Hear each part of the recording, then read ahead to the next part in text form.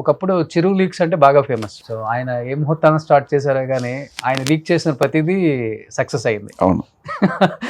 అంటే ఆయన కూడా ఫ్లోలోనే చెప్పేశారు, కావాలని నేను చెప్పలేదు. తర్వాత ఒక చిన్న మేనరిజం లాస్ట్ ఆయన డైలాగ్ చెప్పినప్పుడు లాస్ట్లో ఇస్తారు కదా, ఆ టైప్లో అలా ఇస్తారు కదా. అలా ఇప్పుడు మీరు కూడా వశిష్ట లీక్స్ అని బయట బాగా ట్రోల్ అయిపోతుంది. ఏం చెప్తారు ఈ లీక్స్ పైన? లీక్స్ ఏం కాదు, కాన్ఫిడెంట్గా ఉన్నాను కాబట్టి నాకు అనుకున్న ఐడియా ఇది చెప్పాను అంతే. అండ్ ఇంకోటి నేను కథ చెప్పేసాను అంటున్నారు, నేనేం కథ చెప్పలే, ఐడియా చెప్పాను ఇలా ఉంటుంది అని. ఓకే. సో దీనికి మించి ఇంకా ఉండబోతుందని చెప్తున్నాను నేను. ఓకే, ఎలా ఉంటుందో చెప్పలేదు, ఎలా ఉండబోతుందో చెప్పారు. బేసికల్గా అండి ఎనీ ఫిలిం ఏ కథ అయినా సరే ఓకే, ఓ హీరో ఒక హీరోయిన్ ఒక విలన్ వీళ్ళ మధ్య జరుగుతుంది అంతే కదా. ఇప్పుడు రామాయణం ఉంది, రామాయణంలో రాముడు సీతాదేవి రావణుడు, సీతాదేవిని రావణుడు ఎత్తుకెళ్ళిపోతే రాముడు వెళ్ళి సీతాదేవిని తెచ్చుకున్నాడు రావణాసురుడి నుంచి.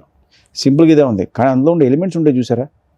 రాముడు అరణ్యవాసం వెళ్ళాడు, అక్కడికి వెళ్ళిన తర్వాత మాయారెడ్డి జింక్ కనిపించింది, అక్కడి నుంచి శూర్పణఖ క్యారెక్టర్ ఎంటర్ అయింది, అక్కడి నుంచి జటాయు అనే కాన్సెప్ట్ ఎదురైంది, వాన సైన్యం వచ్చారు, వారధి కట్టారు, లంకాదహనం జరిగింది, యుద్ధానికి వచ్చారంటే ఇన్ని ఎలిమెంట్స్ ఉన్నాయి చూసారా.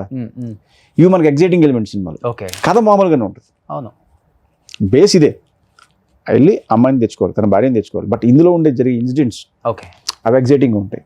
ఇప్పుడు నేను చెప్పిన కథలో చిరంజీవి గారు వేరే లోకానికి వెళ్ళి అక్కడున్న హీరోయిన్ని ఎలా తీసుకొచ్చారని నేను అన్నాను యాక్చువల్లీ.